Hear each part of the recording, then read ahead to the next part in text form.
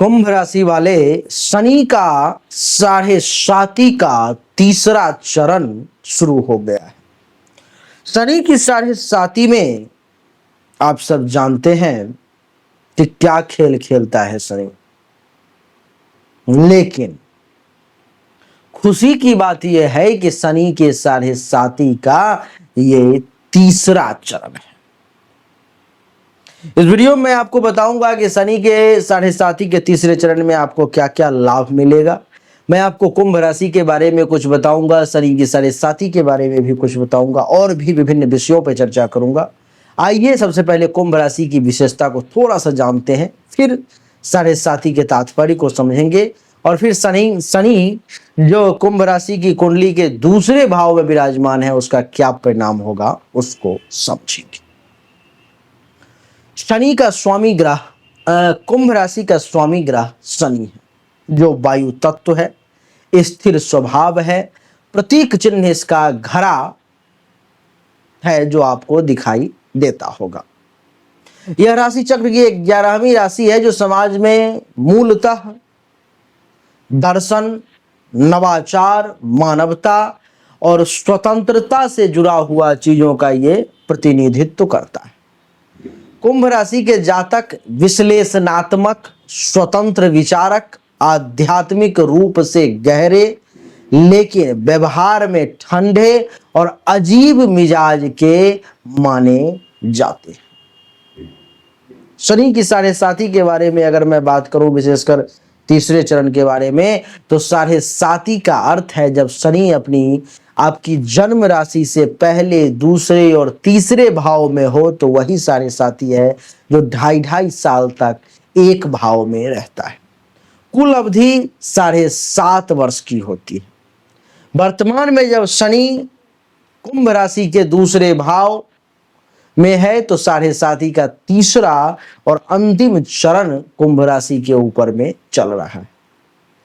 तीसरे चरण के कौन कौन से लक्षण होते हैं? तो धन, परिवार, वाणी, भोजन संबंधी कुछ परीक्षाएं जो हैं सो सामने आती हैं, वो आपको देना पड़ता है। व्यक्ति को कर्म फल का संपूर्ण योग फल मिलने का यही समय शनि के 7.5 का तीसरा चरण होता है।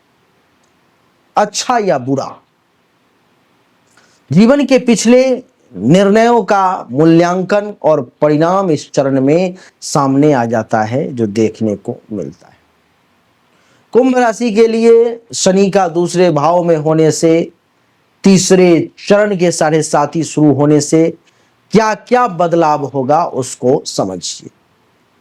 धन की धीमी लेकिन अस्थाई वृद्धि होना जो है शुरू हो जाएगा। पैसा स्लो स्लो आएगा, लेकिन जो आएगा परमानेंट ही आएगा। भविष्य के लिए मजबूत आर्थिक योजनाएं बनाना जो है सो संभव है इस समय में।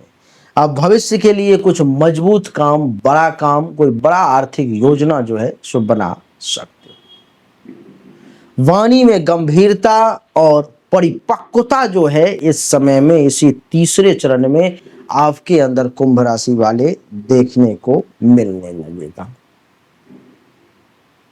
अत्यधिक सोच समझकर बोलने की प्रवृत्ति शनि जो है सो आपके अंदर डाल देगा।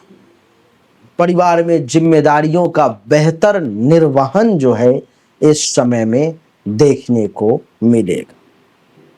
देवी और सज्जनों, खान पान में अनुशासन का विकास जो है देखने को मिलेगा। खान पान में आप इस समय में टाइम टेबल के हिसाब से चलेंगे, डिसिप्लिन मेंटेन करेंगे।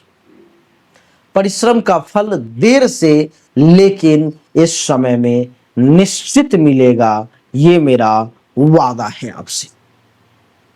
जमीन जायदाद से संबंधित भी कुछ विशेष लाभ के योग मैं आपके लिए देख पा रहा हूं। संपत्ति से जुड़ी कानूनी समस्याओं का समाधान भी बहुत हद तक अनुभव कर पा रहा हूं जो आपको मिलेगा। स्वभाव में विनम्रता और धैर्य का विकास भी देख पा रहा हूं।